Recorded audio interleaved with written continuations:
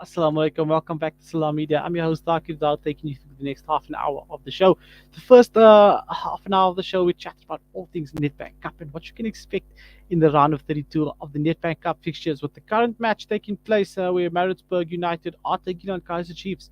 That game has just kicked off, and it's going to be interesting to see how this one unfolds. But right now, we're going to be chatting about a feel good story.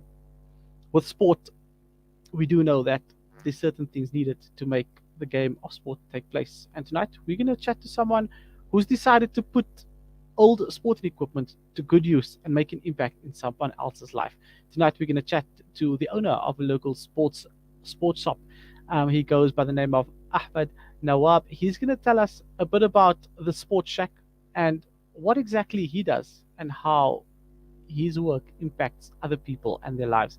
Good evening. Assalamu alaikum, Ahmed. Thanks for joining me on Salam Media. Wa alaikum salam wa rahmatullahi wa barakatuh. It's a pleasure to be here. It's so interesting listening to what you do and how you change lives, but how exactly did you fall in love with sport? Yeah, so sport has been part of my family pretty much date from my grandfather's time. I mean, he played a lot of cricket in his time. He was an avid sports lover. He played tennis amongst other sports as well. And then that followed through to my dad. And then I had the privilege of spending time with my grandfather as well, and he obviously played a big part in helping me fall in love with sport, and in particular it was cricket. So ever since I was a young boy, I think I spent more time in the park playing cricket and soccer and whatever other sports I could, as opposed to sitting and studying. So yeah, sports always been a part of my life, and I ended up cricket became a sport in particular that I took up growing up. I ended up um, thankfully playing some first class cricket as well for Gauteng. And then the love continued, and it grew into me starting a coaching journey in cricket. During that journey, I ended up coaching a lot of the boys from townships, from hubs, and then you understand the difficulties, and you understand the plight that they're in when it comes to equipment and those sort of needs. And it's not only equipment; it's everything from nutrition to equipment to all those sort of things.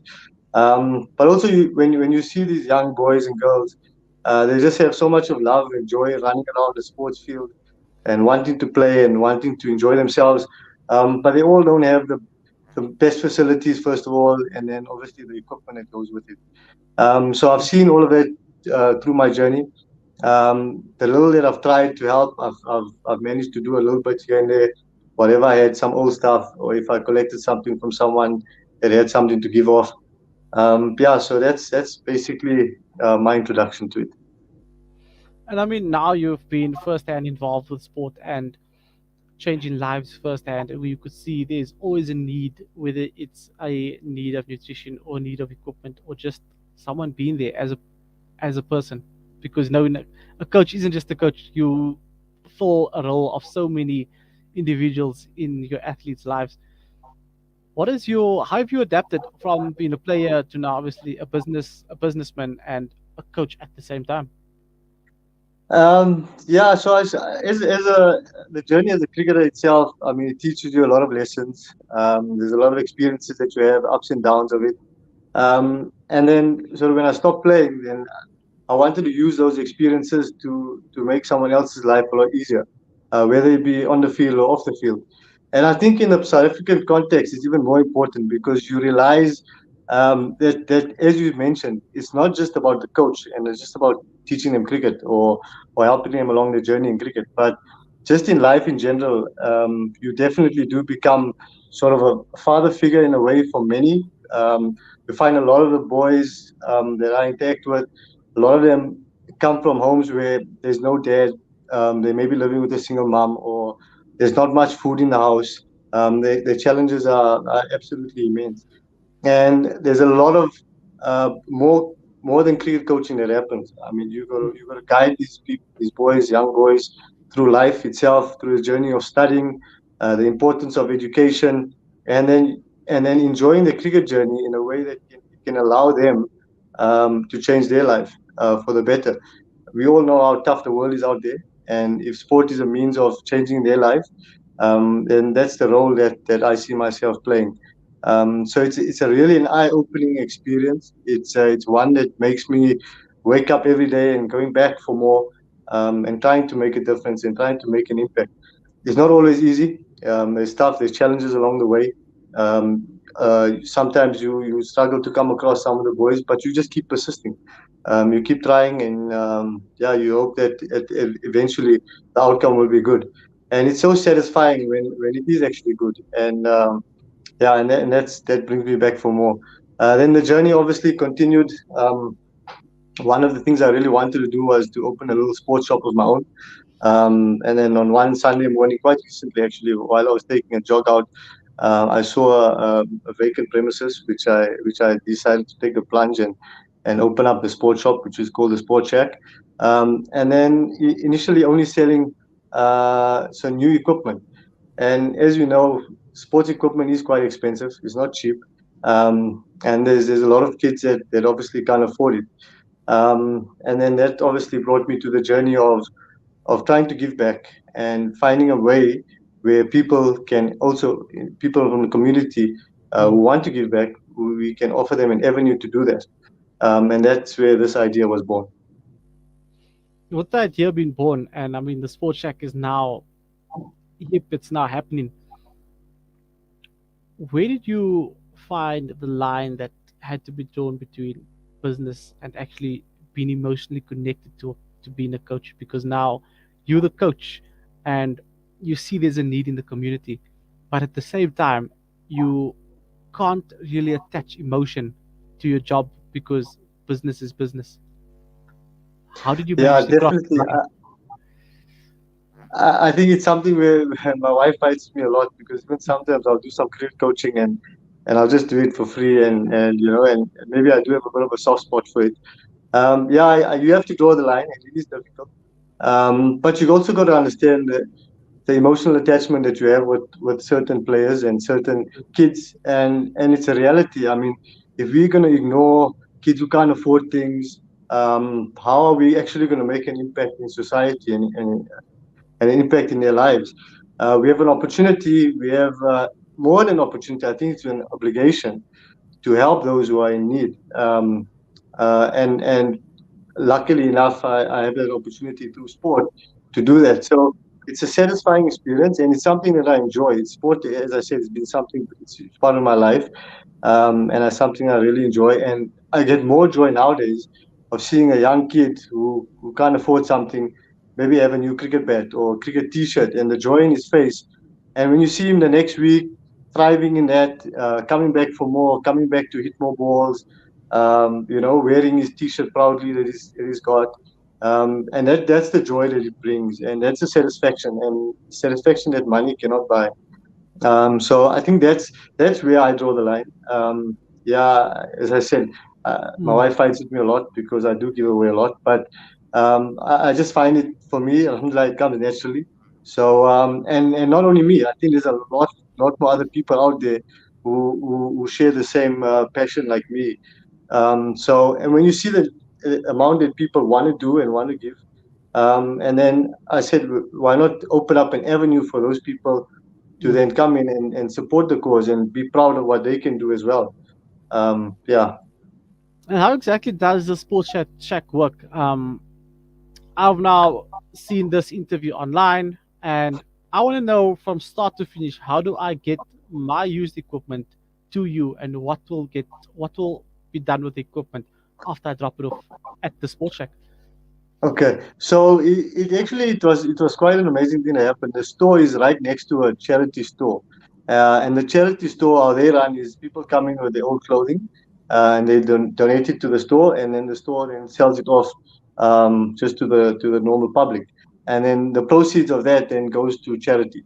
So the one day the lady came to me and she said she's got some hockey equipment.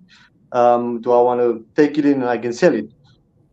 So I came home and I was chatting to my wife and said, but if that's the case, and she's probably there's a lot more people that have a lot more sports equipment, why not have the store as an avenue for people to come in, donate their old sports equipment, and then we can then put it to good use. Obviously, I've got the avenue through cricket and through a few other sports, and then we'll find whatever we get cycling helmets or bicycles or whatever it is. We'll find a way to get it to the people that are in need of it.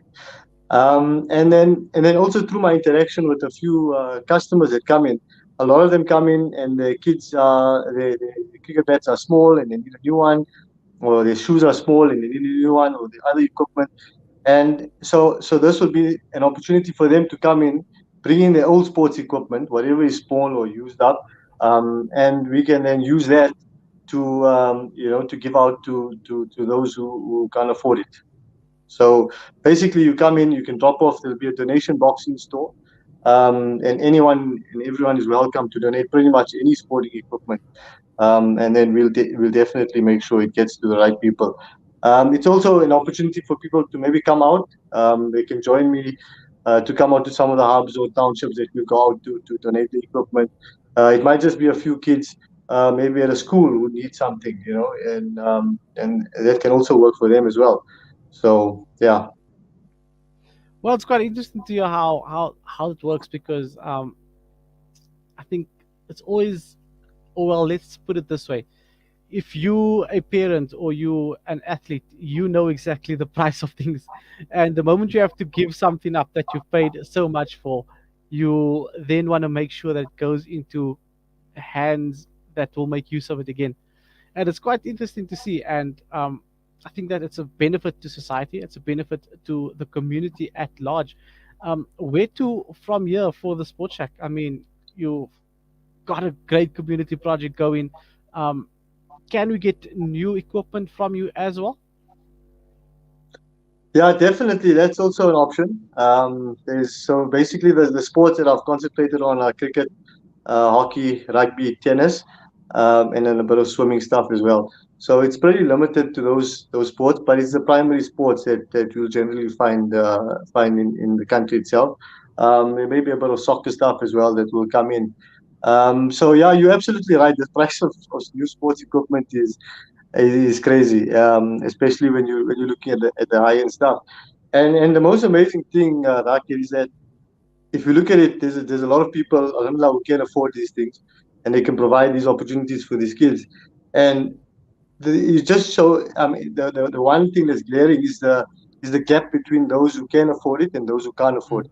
And there might be a talented cricketer, for example, just as talented as sort of a privileged cricketer, but because the one has such good equipment that costs 10,000 rand, for example, a bat, and the other one has something that you can't hit the ball through the infield, the inner ring. I mean, you can just imagine the difficulties that they'll face. So I'm sure those who can afford it right now will have something mm. that these boys can definitely use and to good effect, and will definitely make a difference to their lives. It will in a way we're just trying to make sure we can bridge the gap, in a way between those less privileged and those that are privileged. I mean, for the listeners and the viewers that have just tuned in now to the show, where can they find the store? How do we get hold of you on social media? And what are some of the contact details to get in touch with the Sports Shack? Yeah, so the Sports Shack, the store is at number 59 4th Avenue in Linden, Johannesburg. They can contact me directly. My cell phone number is 084 580 1477. Yeah, they're welcome to WhatsApp or call me at any time. There's been since the publication has gone out a couple of days ago. There's been a nice response from people, and it's just amazing to see what people have to give off. There was an old uncle who said he's got two golf bags which were lying around there for a long time, and he needs to. His wife was actually insisting that he gets rid of it now. So I mean, yeah, I think it would also take the burden off a lot of the guys. It'll make them a lot easier with their wives because they can hand over a lot of stuff and clear out their closets. So yeah, London 59 4th Avenue, that's where we find the sports chat. Well, we definitely gonna have to pop in there and make sure that we can see what the Sports Shack has to offer. Looking forward to it indeed, and wish you all success with your journey going forward. Ahmed, thanks so much for your time this evening and sharing your story with us on Salam Media. All the best for your business and your community project as well. going forward. It's I hope that everything good comes your way and a success from it as well. Shukran so much once again for your time. I mean, Jazakallah for having me on, and I look forward to doing some work with you guys as well. Thank you.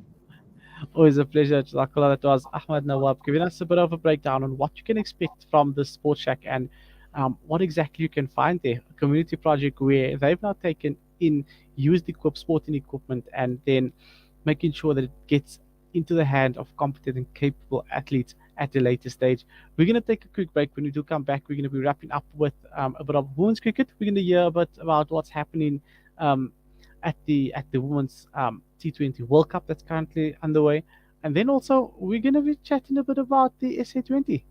Will there be a final taking place in Johannesburg tomorrow, especially with these weather conditions that's around? Stay tuned to Islam Media. We're going to take a quick break. When we do come back, we're chatting all things cricket.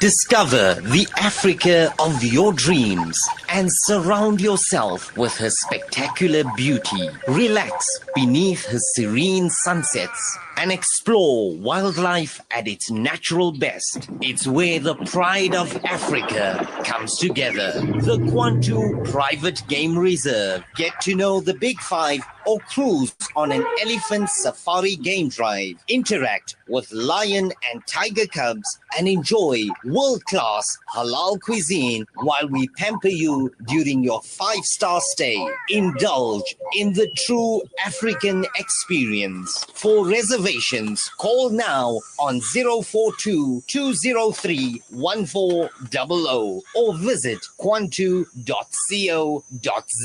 The Kwantu Private Game Reserve, the place of gathering.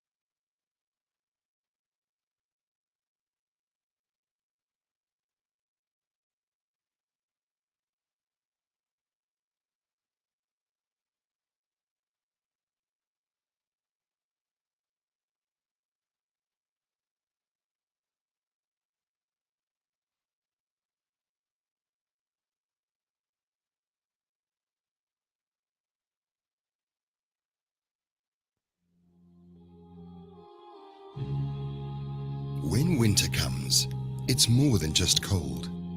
For millions of refugees, displaced persons, flood-affected families, and impoverished households, winter is a question of survival. That's why the Al Imdad Foundation is reaching out to deliver winter aid to struggling communities in 14 countries across the globe. Help spread the warmth today by sponsoring a winter pack for 600 Rand.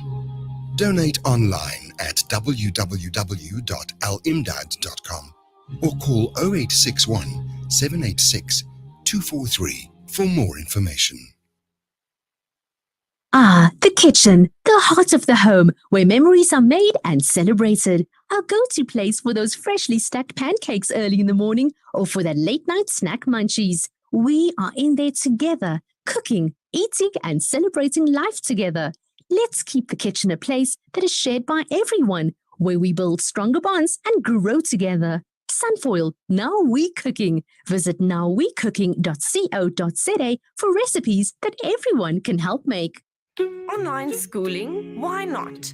Kurtuba Online Academy is the leading global online Islamic school from grade R to matric, offering South African caps and international syllabus. And it doesn't stop there. We also offer online madrasa for every grade. For more information, visit www.kurtubaonline.co.za. Kurtuba Online Academy, the leading global online Islamic school.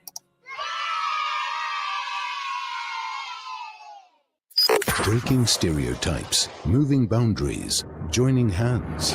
Salam Media.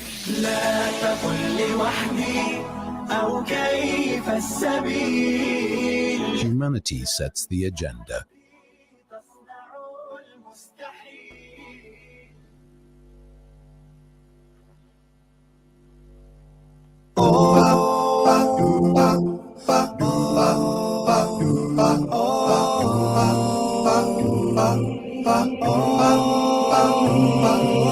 Real love is for the people you can trust. Got your back no matter what, even when push comes to shove. I'm talking real love.